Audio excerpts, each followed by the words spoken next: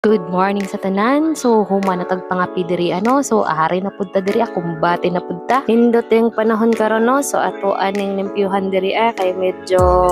baga na gyud ang mga tagak nga dahon. Ato aning paasuhan ang kaning kay mito kay para mamunga nig daghan. Naman ni siya bunga pero ginagmay ra kaayo ug para mga wala pud ang mga insekto nga naa diri Ug ni mata naman daw ni akong Disney princess. Oy, mo na ingana gid na siya basta mong mata na siya mo adto gid na siya sa ako kay mugakos man gid na siya sa ako good morning ha kay tungod lagi na siya napansin no so iya ka na pong gidula-dulaan nawa na ang kamera sa ato unsaon naman nani nato kay nindot man niya atong gigamit so maong nalingaw siya kay kung bisag asa ka musunod-sunod mong pud ni siya dili na ka magkinahanglan og kameraman perte gyud lingawa sa akong Disney princess oy bago pa din siyang mata pero grabe na ka hyper kaayo na mas okay na ingon ana noon kaysa magluya na siya mabalaka naman noon ta so ato ana lang na siya pasagdaan at least nalingaw jud siya mawa na sa iyahang hunahuna magsige og cellphone kay mas okay noon nga masige siya dula-dula ingon ana kaysa permi masige siya cellphone na makadaot jud na sa iyahang mata so ato ana lang na siya pasagdaan at least nalingaw gid siya ba nindot jud kayo sa feeling na naatay mga daghan kahoy kay presko kayo sa paminaw kay ang kainit karon sa panahon grabe na rabaw jud kabag so as much as possible